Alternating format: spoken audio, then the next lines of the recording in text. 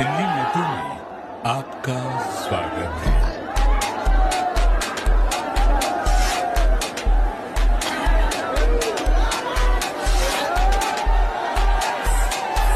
दरवाजे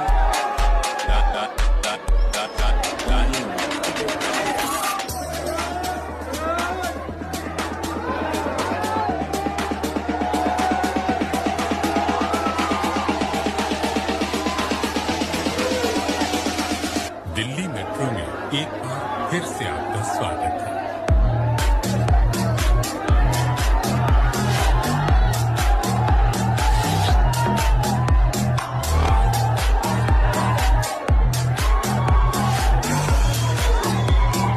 अगला station INA है।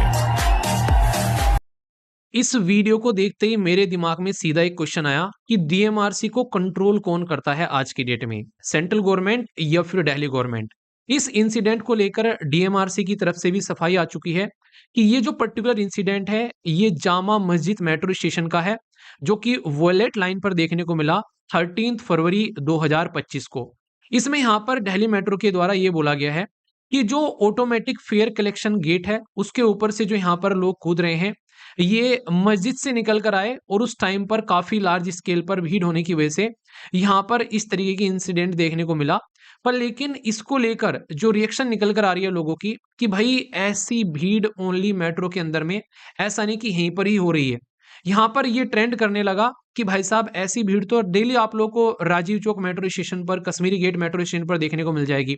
तो फिर यहाँ पर सिक्योरिटी गार्ड क्यों नहीं दिखाई दे रहे हैं? और ऐसी सिचुएशन यहाँ पर बन गई है, और वो भी हमारे देश की कैपिटल के अंदर में, कि कोई भी मेट्रो के अंदर में कहीं से भी कूद कर जा रहा है। तो ये सिचुएशन जो है ये अलग अलग तरीके से लोग इसके ऊपर में रिएक्ट कर रहे हैं कि आखिर रूल मेंटेन क्यों नहीं किया जा रहा है यहाँ पर। जबकि दिल्ली मेट्रो से अगर कोई नॉर्मली इंसान निकल जाए तो भाई साहब एक साइड पे पेमेंट न करे तो दूसरी साइड पे पकड़ लेते हैं और फिर उनसे वो कंप्लीट पेमेंट कराया जाता है। तो कौन कंट्रोल करता है दिल्ली मेट्रो को?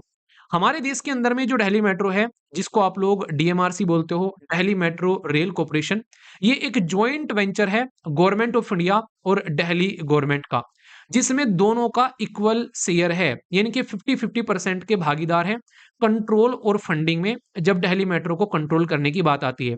पर लेकिन जब हमारे देश के अंदर में रूल और रेगुलेशन को मेंटेन करने की बात आती है, इसके बारे में 7वां शेड्यूल संविधान में क्या बोलता है कि हमारे संविधान में 3 लिस्ट हैं।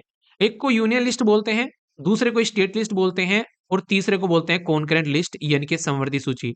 यानी कि अगर कहीं पर लॉ एंड ऑर्डर मेंटेन करने की बात आती है तो ये स्टेट के अंडर में आता है लॉ एंड ऑर्डर को मेंटेन करना, क्योंकि हर एक स्टेट के पास में खुद की पुलिस होती है।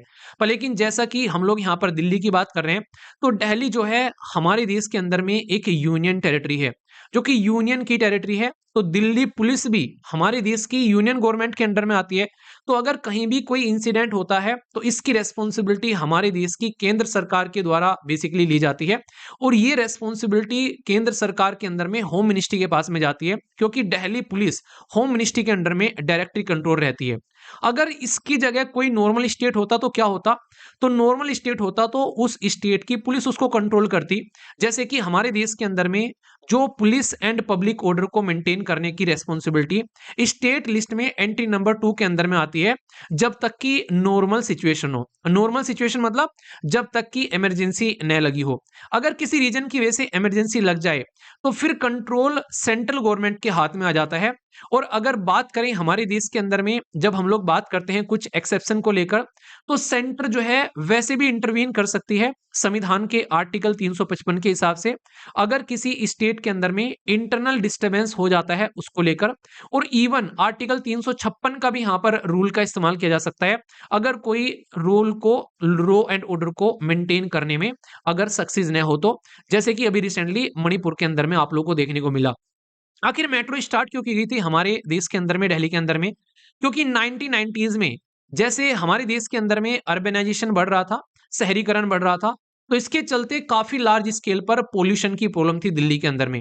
तो उस प्रॉब्लम को सॉल्यूशन निकालने के लिए हम लोग यहाँ पर mass rapid transit system MRTS लेकर आए, जिसमें गवर्नमेंट ऑफ इंडिया और गवर्नमेंट दिल्ली ने जॉइंटली प्लानिंग की और फिर हमारे देश के अंदर में एस्टेब्लिश होता है डीएमआरसी, यानी कि दिल्ली मेट्रो रेल कॉर्पोरेशन, ये 1995 में।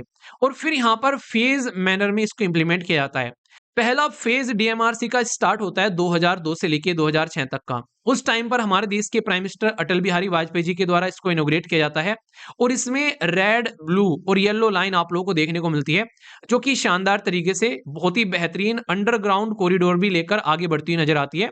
यानी कि जमीन के ऊपर और जमीन के नीचे हमारे देश के अंदर में पहली बार आप लोगों को मेट्रो इस तरीके से चलती हुई नजर आती है, जो कि मॉडर्न टाइम पे।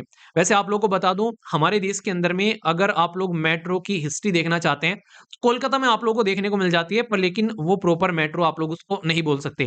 तो यहाँ पर फेज 2 निकल कर आता है 2006 से लेके 2011 तक का, जो कि आप लोगों को देखने को मिलता है। गुरुग्राम और नोएडा तक इसको एक्सपेंड किया जाता है और फिर आगे ग्रीन और वॉयलेट लाइन इसमें देखने को मिलती है। तो जो मेट्रो है हमारे देश के अंदर में, ये कोई ऐसा नहीं कि किसी एक इंसान ने इसको बैठकर बना दिया हो। ये पब्लिक और प्राइवेट कोलैबोरेशन से बनी है और प्राइवेट में जापान इंटरनेशनल कोऑपरेशन एजेंसी, जिसको JICA बोलते हैं, उसने काफी लार्ज स्केल पर फंड किया है हमारे देश की मेट्रो का।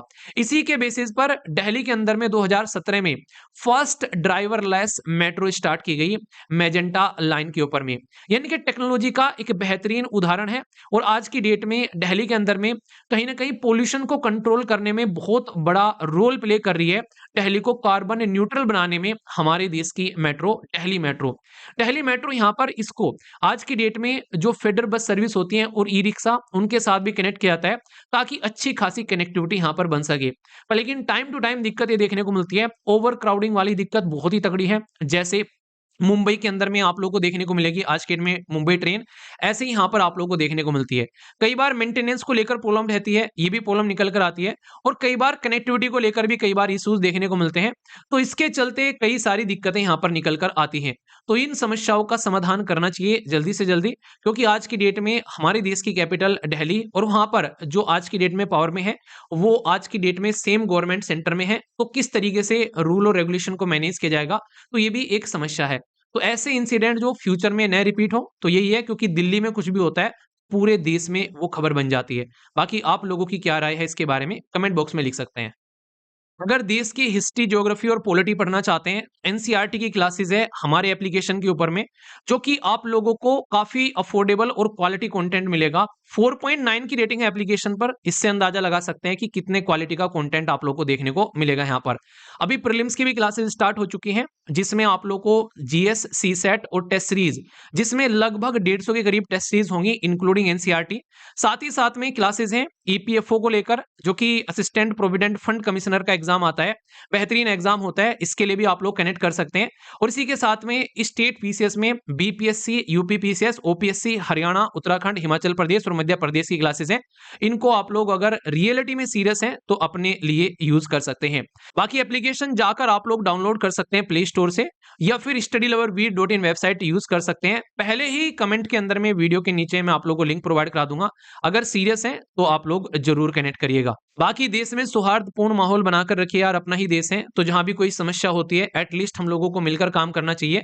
अगर कोई कहीं पर भी किसी तरीके से इस तरीके के उपद्रव करता हुआ पाया जाता है तो फिर यहाँ पर उनके खिलाफ जो है वो कार्रवाई होनी चाहिए।